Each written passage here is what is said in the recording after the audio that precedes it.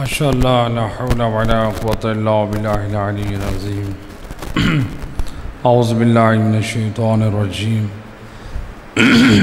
بسم اللہ الرحمن الرحیم الحمدللہ کما هو اہلہ والصلاة والسلام علی محمد وآلہ الطیبین الطاہرین الذین اذهب اللہ عنہم الرجس وطہرہم تطہیرا اللہم وفقنا وجمیع المشتغلین بجاہ محمد وآلہ الطیبین الطاہرین بسم اللہ الرحمن الرحیم سورہ الغاشیہ کل قرآن کریم کی سورہ الغاشیہ جس کی 7 آیات اور ان کا پیغام، آج قرآن اس سورت کی باقی آیات آیت نمبر 8، پہلے ان آیات کی تلاوت کرتے ہیں، پھر اس کے بعد ترجمہ اور پھر اس سے پیغام۔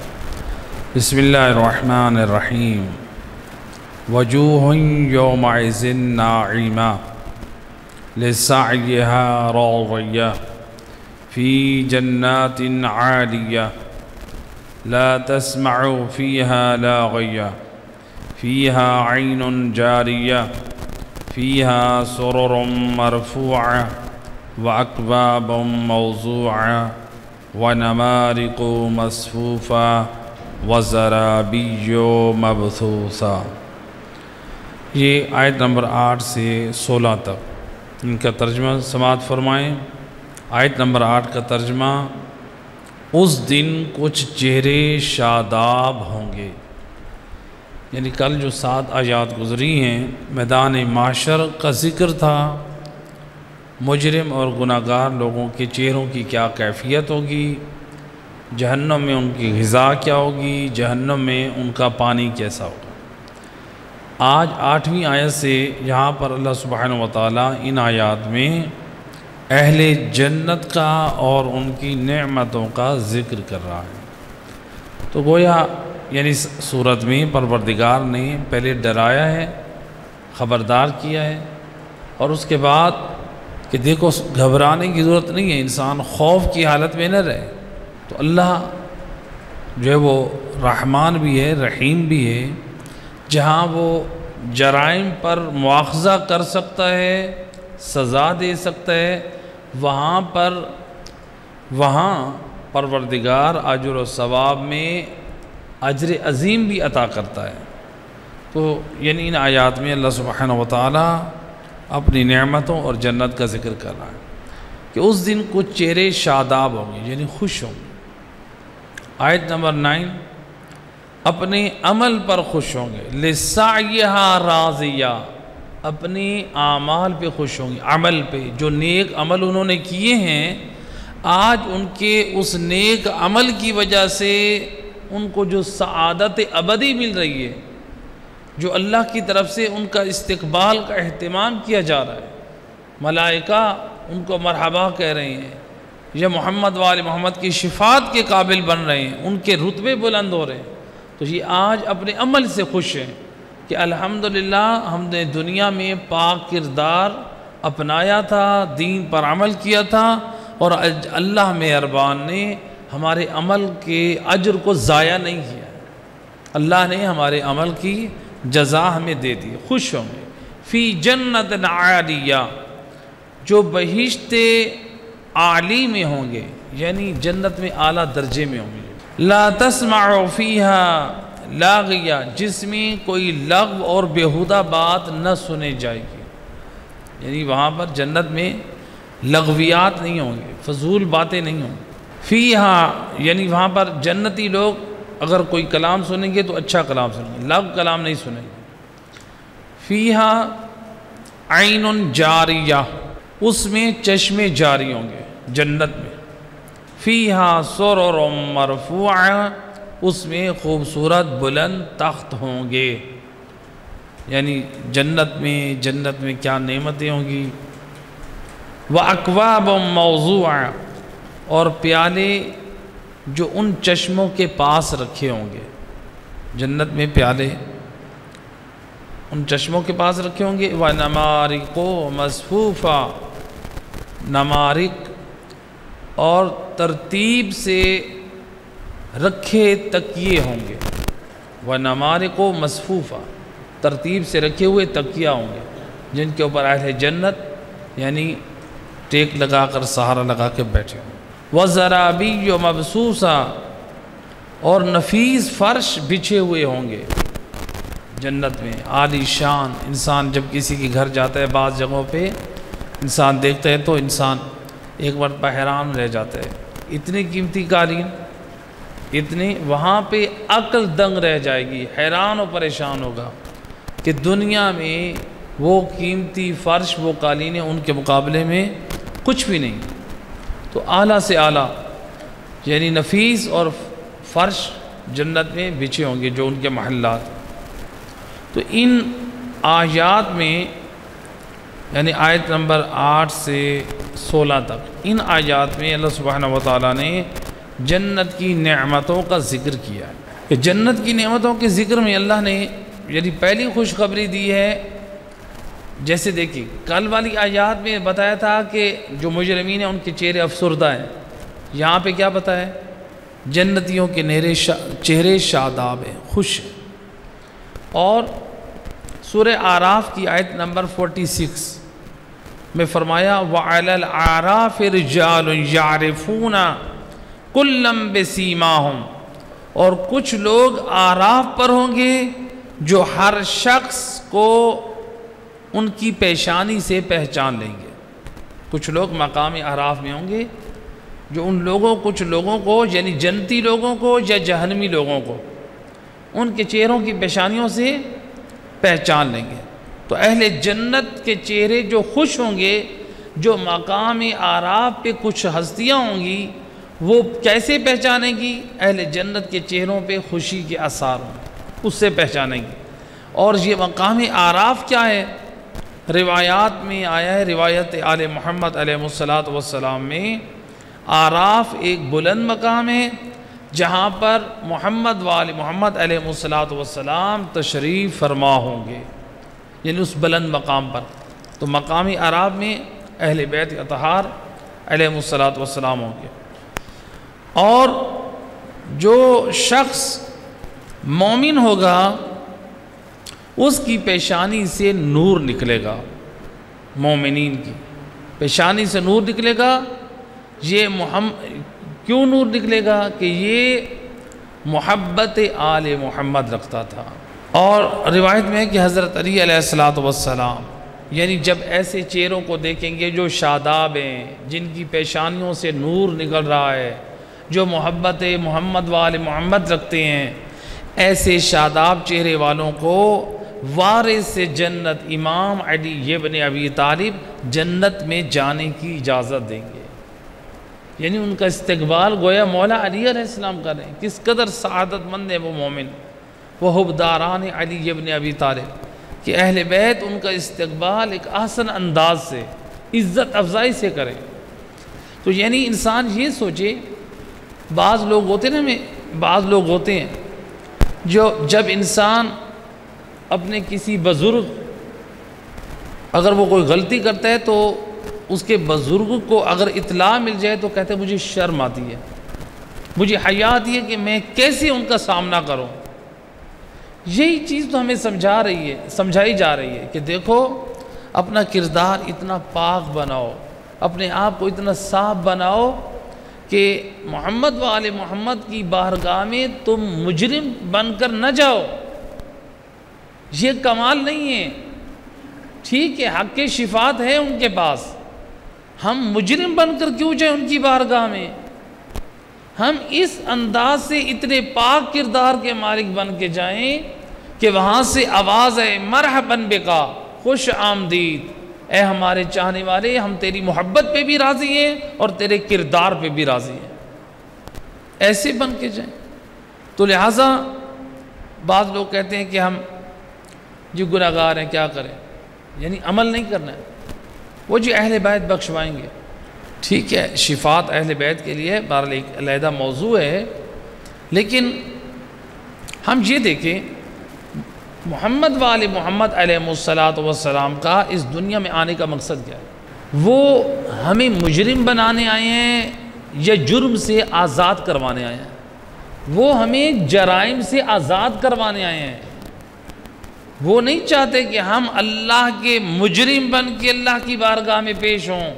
تو لہٰذا ہم اگر باکردار جائیں گے تو اہل بیت ہمارا ایک عزت کے ساتھ استقبال کریں گے۔ تو لہٰذا یعنی یہ سوچ ختم کرنی چاہیے کہ ہم جرائم انجام دے رہے ہیں تو محمد وآل محمد علیہ الصلوۃ والسلام ہماری شفاعت کریں گے۔ تو لہٰذا وہ دنیا میں بھی ہمیں جرائم چھڑوانے آئے ہیں، اس لیے نہیں آئے ہیں کہ تم مجرم بن کر وہاں پہنچو اور ہم تمہیں چھڑوا لیں گے۔ وہ مجرمین کو چھڑوانے نہیں آئے، ان کا آنے کا ہدف اور مقصد مجرمین کو چھڑوانا نہیں ہے، آنے کا ہدف اور مقصد جو ہے وہ جرم کو چھڑوانا ہے، ہادی بن کر آئے۔ یہ اور بات ہے، اللہ نے ان کو عظمت اور شرافت اور فضیلت بخشی ہے کہ مقام شفاعت پہ وہ فیض ہے۔ تو لہٰذا یہاں پر کہ ان اہل الجنہ ملوک، علماء نے نقل کیا ہے کہ جو اہل جنت ہیں وہ جنت میں ایسے ہوں گے جیسے بادشاہ اپنے دربار میں آرڈر چلاتا ہے۔ بادشاہ جس طرح نخرے اور ناز سے زندگی گزارتا ہے، اہل جنت حبداران محمد وآل محمد اس شان سے جنت میں بیٹھیں گے، یعنی جنت کے بادشاہ ہوں گے حبداران محمد وآل محمد، اور ان بادشاہوں کے سردار ہوں گے امام حسن اور امام حسین علیہ السلام۔ سبحان اللہ۔ اور جو موجود ہے وَإِذَا رَأَيْتَ ثُمَّ رَأَيْتَ نَعِيمًا وَمُلْكًا كَبِيرًا، اور جب تم وہاں نگاہ اٹھاؤ گے تو ہر طرح کی نعمتیں اور عظیم الشان سلطنت پاؤ گے، یعنی جنت میں وہاں پر عظیم الشان سلطنت ہوگی اور نعمتیں ہی نعمتیں ہوں گی۔ جنت کی وسعت کیا ہے، جنت کی لمبائی کیا ہے؟ بعض لوگ سوال کرتے ہیں جنت کی لمبائی کیا ہے؟ تو جنت کی لمبائی کے بارے میں سورہ حدید کی آیت نمبر 57 میں ارشاد رب العزت ہو رہا ہے وَجَنَّةٍ عَرْضُهَا كَعَرْضِ السَّمَاءِ وَالْأَرْضِ، یعنی جو جنت کا جو طول ہے، عرض ہے، وہ کیا ہے؟ وہ زمین و آسمان کے برابر ہے۔ جنت کی جو چوڑائی ہے، جنت کی چوڑائی، طول نہیں، ابھی چوڑائی، جنت کی چوڑائی زمین و آسمان کے برابر ہے۔ تو جنت کی لمبائی کتنی ہے؟ یہ تو ہے چوڑائی، یعنی زمین و آسمان کے برابر ہے جنت کی چوڑائی۔ اب جنت کی لمبائی کیا ہے؟ آئے اس کے لیے ایک روایت ہے۔ روایت ہے کہ ایک مرتبہ حضرت جبرائیل علیہ السلام نے چاہا کہ میں جنت کا طول معلوم کروں کہ جنت کتنی لمبی ہے۔ عرض تو قرآن میں آ گئی، طول معلوم کروں کہ جنت کی طول کتنی ہے، جنت کتنی لمبی ہے۔ تو حضرت جبرائیل علیہ السلام 30,000 سال تک پرواز کرتے رہے جنت میں، 30,000 سال، یعنی اس عالم میں جنت میں 30,000 سال پرواز کرتے رہے۔ ایک مرتبہ تھک گئے، نیچے اترے، اور اترنے کے بعد اللہ سے مدد اور نصرت مانگی کہ اے پروردگار مجھے ہمت دے، مجھے قوت دے، مجھے طاقت دے کہ میں جنت کا جو طول ہے، اس کی لمبائی ہے، یہ معلوم کر سکوں۔ تو جب اللہ سبحانہ و تعالیٰ نے حضرت جبرائیل کو قوت اور طاقت دی تو ملتا ہے، روایت کا جملہ ہے کہ 30,000 مرتبہ حضرت جبرائیل نے جنت کی سیر کی۔ کتنی مرتبہ؟ 30,000 مرتبہ سیر کی، اور ہر مرتبہ 30,000 سال سیر کی ہے۔ 30,000 مرتبہ سیر کی، یعنی ایک مرتبہ اڑے تو 30,000 سال پرواز کی، 30,000 سال، اور 30,000 مرتبہ سیر کی ہے، یعنی سیر کر کے اتر جاتے تھے، پھر سیر کے لیے جاتے تھے۔ تو 30,000 مرتبہ سیر کیے اور 30,000 مرتبہ سیر کیے۔ تو لہذا ہر سیر جو ہے، جو جنت میں پرواز کرتے تھے، وہ 30,000 سال پر مشتمل تھی۔ اب دیکھیں جب اتنی مسافت طے کی، 30,000 مرتبہ سیر کی ہے اور ہر سیر 30,000 سال پر مشتمل ہے، جب اتنا سفر کر چکے تو ایک سین میں اترے۔ جب سین میں اترے تو وہاں پر ایک حور ہے۔ حور اپنے خیمے سے باہر آئی۔ جب وہ اپنے خیمے سے باہر نکلی تو اس نے کہا کہ یا روح اللہ، آپ اتنی تکلیف کیوں اٹھا رہے ہیں، اتنی زحمت کر رہے ہیں، آپ اتنی پرواز کی، 30,000 آپ نے سیر کی اور ہر سیر آپ کی 30,000 سال پر مشتمل ہے، اتنا اپنے آپ کو تھکا دیا ہے، اور آپ ابھی میرے صحن میں پہنچے جو اپنے خیمے سے نکلی ہے، تو ابھی تو آپ نے اتنا اڑے ہیں کہ ابھی آپ صرف میرے صحن میں کھڑے ہیں۔ وہ حور کہہ رہی ہے یا روح اللہ، آپ ابھی صرف میرے صحن میں کھڑے ہیں، جو آپ نے اتنی مسافت کی ہے میرے صحن میں کھڑے ہیں، میرے صحن سے نکل ہی نہیں پائے۔ حضرت جبرائیل علیہ السلام نے پوچھا تو کون ہے؟ تو اس کنیز نے کہا کہ یا روح اللہ، میں ایک حور ہوں جو ایک مومن کے لیے پیدا ہوئی ہوں، حبدار علی، شیعہ علی، حبدار محمد وآل محمد کے لیے پیدا ہوئی ہوں۔ یہ میں یعنی جس مومن کے لیے پیدا ہوئی ہوں اس کے صحن میں اپنے صحن میں کھڑی ہوں، ابھی تو آپ میرے گھر کے صحن سے بھی نہیں نکلے ہیں۔ اللہ اکبر، یعنی جو جنت کا جو طول ہے کس قدر۔ اب دیکھیں مومن کو جو محل ملنے والا ہے وہ کتنا عالی شان ہے، جو ایک مومن کو، ایمان والے کو ملنے والا ہے۔ تو لہٰذا جنت کے محل میں مومن کے لیے ایک عظیم تخت و تاج ہوگا، ہر قسم کا کھانا ہوگا، ہر قسم کا پھل موجود ہوگا۔ قرآن کی آیت مجیدہ ہے وَفَاكِهَةٍ مِّمَّا يَتَخَيَّرُونَ وَلَحْمَ طَيْرٍ مِّمَّا يَشْتَهُونَ، یعنی وَفَاكِهَةٍ مِّمَّا يَتَخَيَّرُونَ، اور جس میں میوے کو اور جس میوہ کو چاہیں گے کھائیں گے، جس میوے کو بھی چاہیں گے، جو جس میوے کا ارادہ کریں گے وہی کھائیں گے۔ ایسا نہیں ہے کہ کسی میوے کی تمنا کریں اور وہ میوہ نہ ملے، اور جس پرندے کا گوشت تمنا کریں گے وہ کھائیں گے۔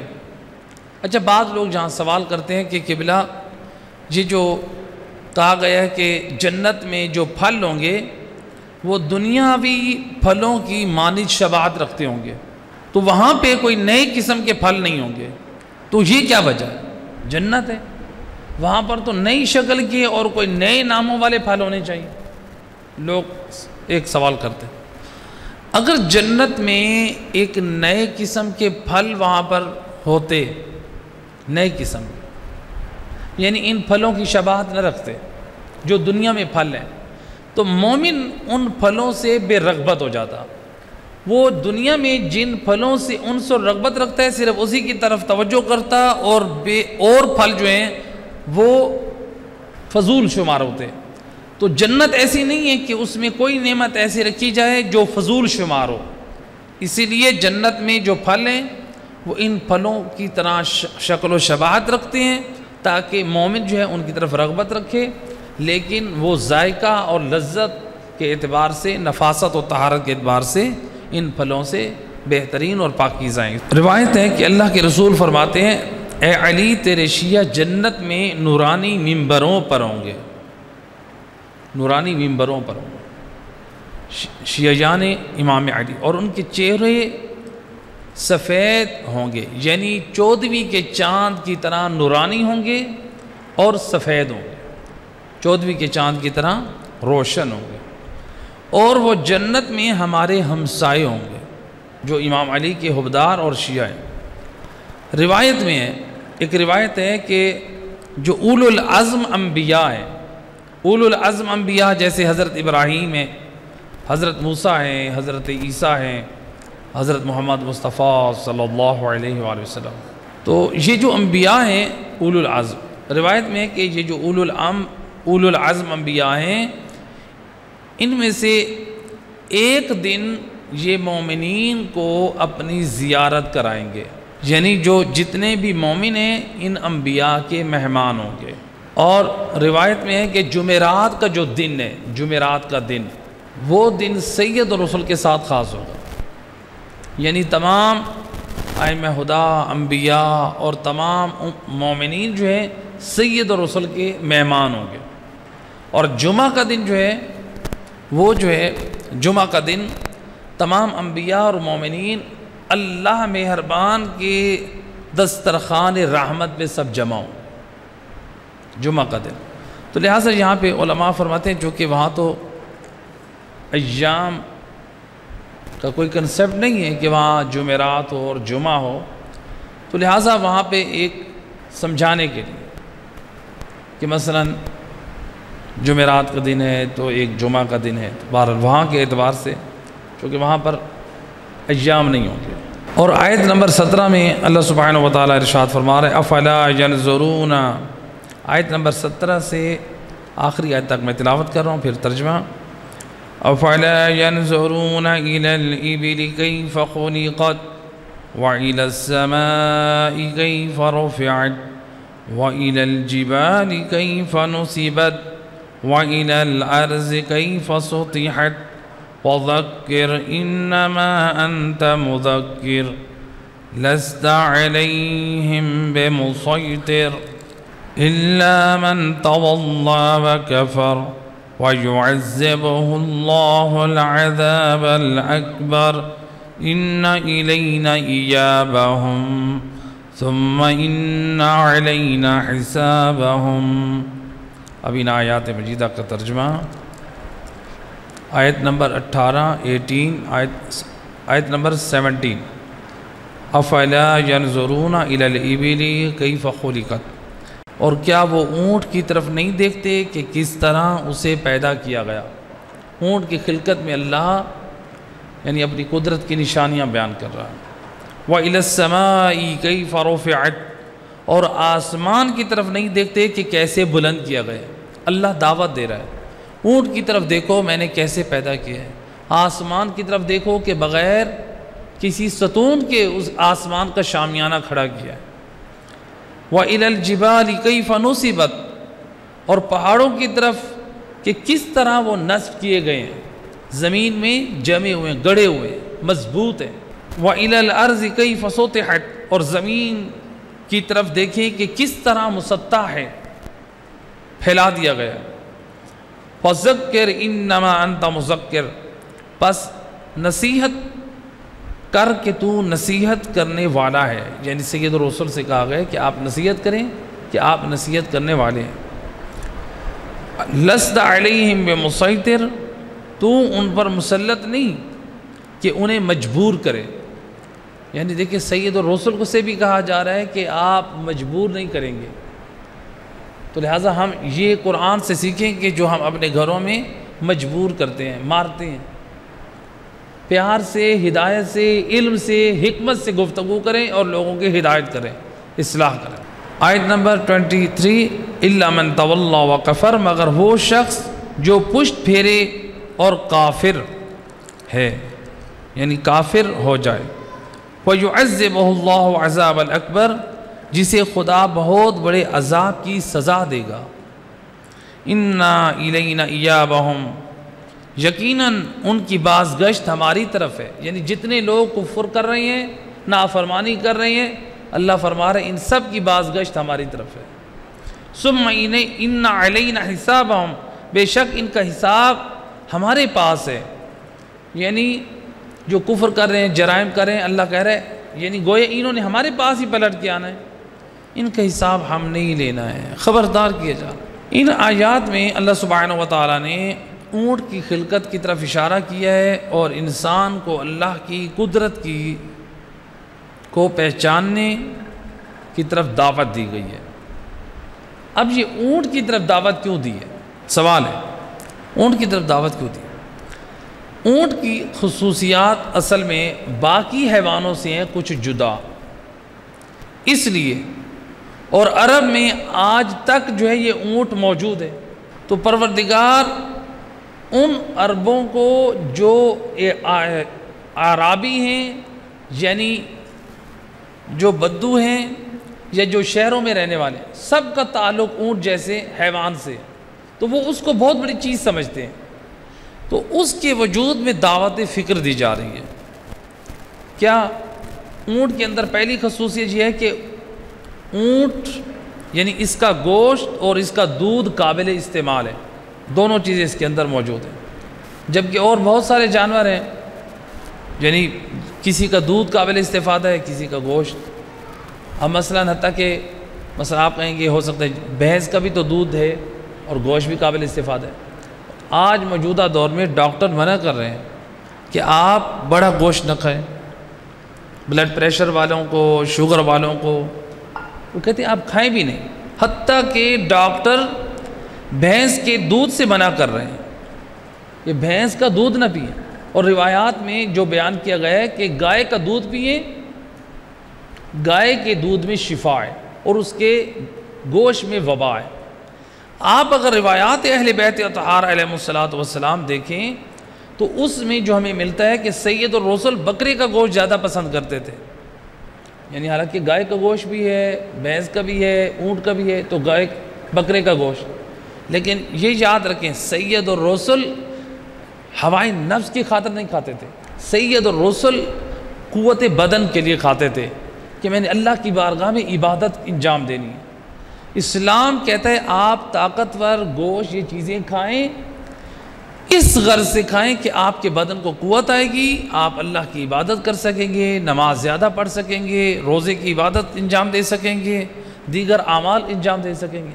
کیونکہ اگر آپ بدنی طور پہ آپ کمزور ہیں تو آپ کی جو ہے صحت ہے وہ آپ کو عبادت سے روک دیتی ہے. انسان جتنا جو ہے وہ فریش ہوتا ہے طبیعت کے اعتبار سے، اتنا اس کا دل جو ہے وہ عبادت کی طرف زیادہ رغبت رکھتا ہے.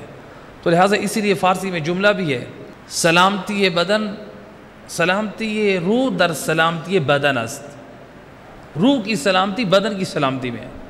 آپ اپنے بدن کی حفاظت کریں تو آپ کے روح کی حفاظت بھی ہو جائے گی. تو بہرحال یہ ایک چیز کہ اس کے گوشت اور دودھ سے زیادہ استفادہ ہے بنسبت دوسروں کے.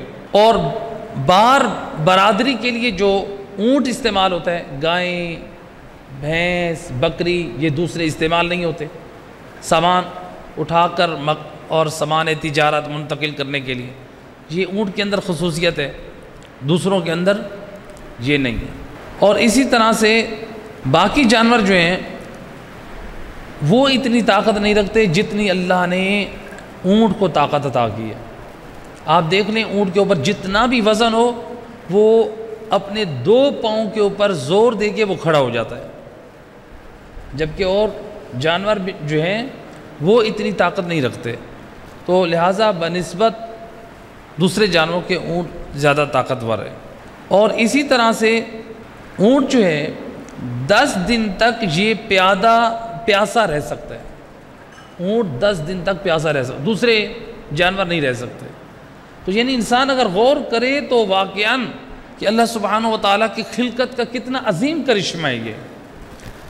تو لہٰذا یعنی باقیوں کی نسبت اس کے اندر قوت برداشت جو ہے وہ زیادہ ہے. اور اونٹ کے اندر ایک خصوصیت یہ ہے کہ یہ باقیوں کی نسبت طولانی مسافت زیادہ طے کرتا ہے، باقی زیادہ طے نہیں کرتے.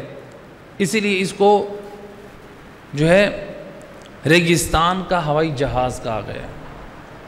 اور باقی جانوروں کی نسبت اس کا خرچ بھی کم ہے. باقی جانوروں کو خرچ زیادہ ہوتا ہے، اس کا خرچ جو ہے کم ہوتا ہے. تو لہٰذا یعنی اس کے اندر خاص خصوصیات ہیں جس کی وجہ سے اللہ سبحانہ و تعالیٰ نے یعنی یہ بیان کیا ہے. آیت نمبر 18 میں اس میں آسمان کے بلند ہونے کا اللہ سبحانہ و تعالیٰ نے ذکر کیا. آسمان بلند ہے تو اس میں بھی اللہ سبحانہ و تعالیٰ بتا رہا ہے کہ دیکھو کہ تم یعنی بغیر چھت کے بغیر ستون کی چھت قائم نہیں کر سکتے، کہ اللہ کا یہ اعجاز دیکھو کہ بغیر ستون کے آسمان کا شامیانہ کھڑا کر دیا. تو گویا اللہ ان آیات میں اپنی قدرت کی طرف جو ہے اشارہ کر رہا ہے، دعوت دے رہا ہے. اسی طرح پہاڑوں کو دیکھیں، جو پہاڑوں کا ذکر ہے، پہاڑوں کا ذکر کیوں آیا؟ اس کے بارے میں کہا گیا کہ اگر پہاڑ نہ ہوتے تو زمین میں زلزلہ آتا، تو ان کو ایک کیل کے طور پہ زمین میں گاڑا گیا تاکہ زمینوں میں زلزلہ نہ آئے. اور دوسرا یہ ہے کہ ان پہاڑوں میں اللہ نے پانی کا مخزن کر رکھا ہے، پانی کا مخزن ہے. اور دوسرا ان پہاڑوں میں اللہ نے دنیا کے جو قیمتی معدنیات ہیں وہ پوشیدہ رکھے ہیں. تو یعنی پہاڑوں کی خلقت کی طرف بھی اللہ نے یہ اشارہ کیا. تو انسان فکر کرے کہ دیکھو ان پہاڑوں کو خلق کرنے کا مقصد کیا ہے. جستجو کرے تو سائنس اور تحقیق ریسرچ کرے گا تو کیا ہے پہاڑ خلق کیوں ہیں؟ اگر پہاڑ نہ ہوتے تو زمین میں ہر وقت زلزلہ رہتا۔ پہاڑوں کو اللہ نے خلق کر کے سخت چیز میں اللہ نے پانی جیسی چیز رکھ دی، پہاڑوں میں اللہ نے معدنیات رکھ دی ہے، تو یعنی یہ سارے اللہ کی قدرت کی طرف ہمیں ہدایت کریں۔ زمین کے مسطح ہونے کی طرف دعوت دی کہ اگر زمین مسطح نہ ہوتی تو انسان کے لیے زندگی گزارنا دشوار ہو جاتا، یعنی اگر یہ ٹیلے ہوتے، اونچی نیچی زمین ہوتی تو انسان کے لیے زندگی گزارنا دشوار ہوتا، تو اس لیے زمین کو مسطحہ طور پہ اللہ نے بیان کیا ہے۔ صلوات پڑھ دے محمد و اہل بیت۔ تو لہٰذا انسان کوشش کرے کائنات کی ہر چیز کی طرف، چاند ہو، سورج ہو، درخت ہیں، پہاڑ ہیں، دریا، ہر چیز میں انسان فکر کرے۔ پیغام ہدایت ہے، اللہ کی قدرت کی طرف ہدایت کرتے۔ برادر نے ایک سوال کیا ہے، اچھا یہ ماہ رمضان میں اکثر مومنین کی طرف سے یہ سوال کیا جاتا ہے، فرماتے ہیں کہ بعض لوگ کہتے ہیں کہ جب حالت سفر میں شرعی مسافت کے ہوتے ہوئے اگر سفر میں دشواری نہیں ہے، سفر میں دشواری نہ ہو تو روزہ آپ رکھ سکتے ہیں، اور روزہ رکھنا بلکہ افضل ہے، اور برادران اہل سنت بھی یہی کہتے ہیں۔ تو چونکہ مثلا اس دور میں ہوائی جہاز ہیں، بس کے ذریعے، ٹرین کے ذریعے جب سفر کرتے ہیں تو یہ دشواری نہیں رہتی، تو لہٰذا اس بارے میں ہمارے فقہا کیا فرماتے ہیں؟ دیکھیں برادران اہل سنت کے ہاں جو مسئلہ فقہی ہے وہ ان کی فقہ کے مطابق ہے۔ ہم فقہ امام جعفر صادق علیہ السلام کو فالو کرتے ہیں۔ جو برادران اہل سنت ہیں وہ اپنی فقہ کے مطابق عمل کریں گے، ہم نے فقہ امام جعفر صادق علیہ السلام کے مطابق عمل کرنا ہے۔ اب دیکھیں اگر ہم یہ قیاس کریں، میں یعنی سمجھانے کے لیے بات کر رہا ہوں، یعنی جو برادر نے یہ مسئلہ پوچھا ہے کہ اس دور میں تو اب سفر کرنا بہت نہایت آسان ہے، تھکاوٹ نہیں ہوتی، ٹرین کے ذریعے سے، بس کے ذریعے سے، ہوائی جہاز کے ذریعے سے۔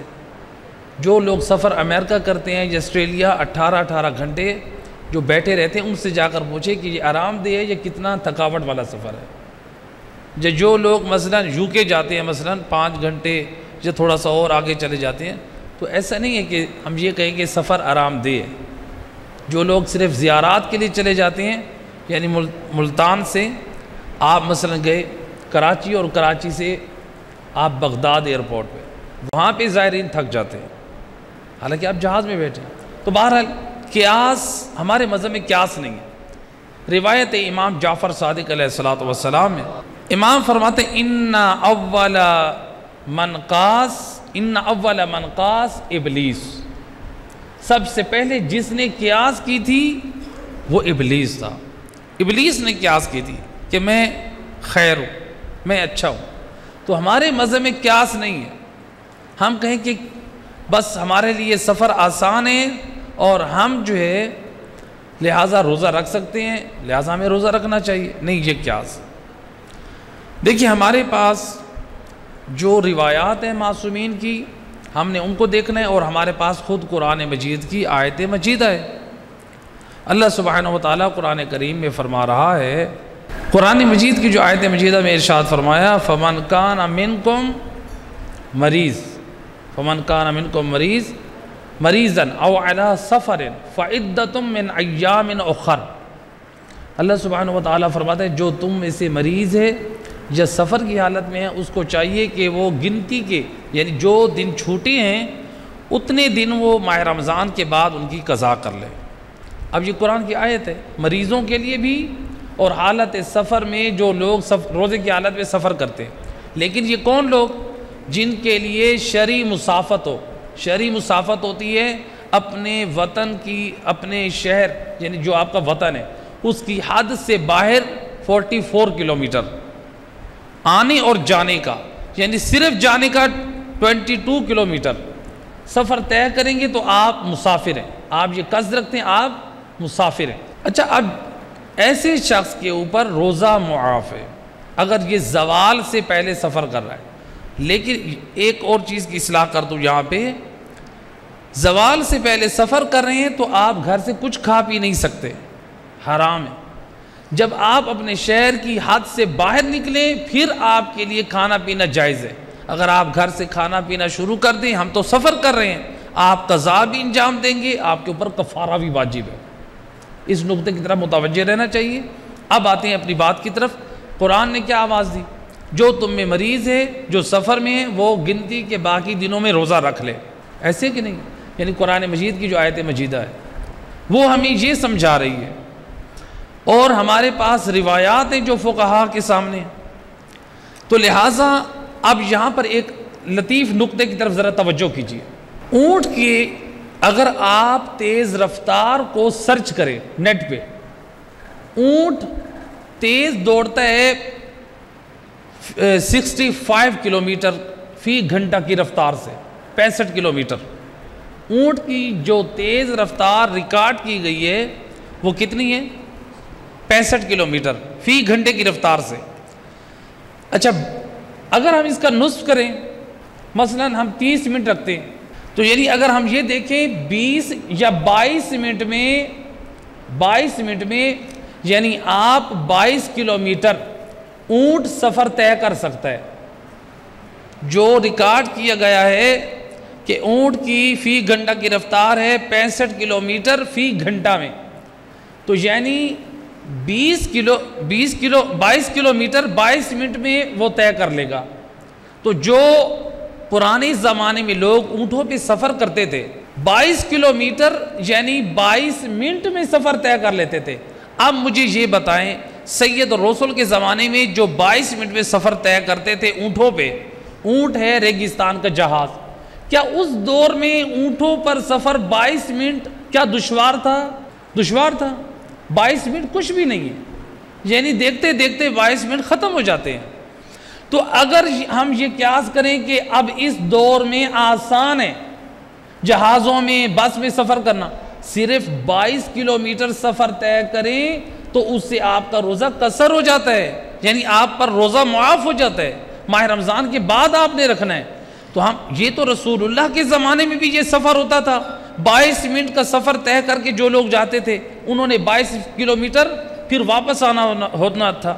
تو سید الرسل نے اس وقت تو نہیں کہا ان لوگوں کو کہ لہٰذا جو اونٹ پہ سفر کرتے ہیں 22 منٹ میں جاتے ہیں اور پھر واپس آ جاتے ہیں 22 منٹ میں، تو لہٰذا ان کو روزہ پورا رکھنا چاہیے۔ جب سید الرسل کی سیرت سے ان کے زمانے میں اس طرح کی سواری کا سفر موجود تھا، ان کے زمانے میں اس طرح کی قیاس سے مسئلے کو حل نہیں کیا گیا، تو لہٰذا جو سیرت ہمیں رسول اللہ نے اور قرآن نے اور اہل بیت نے دیے اسی کے پابند رہے ہیں۔ اے بار الہ بحق محمد و اہل بیت علیہم الصلوۃ والسلام، اس درس قرآن مسائل شریعہ کو اپنی بارگاہ میں شرف قبولیت عطا فرما۔ اہل بیت چینل والے جتنے خدمت انجام دے رہے ہیں، سید باقر زیدی صاحب، ان کے ساتھ معاونین خدمت گزارا، سب کی توفیقات خیر میں اضافہ فرما۔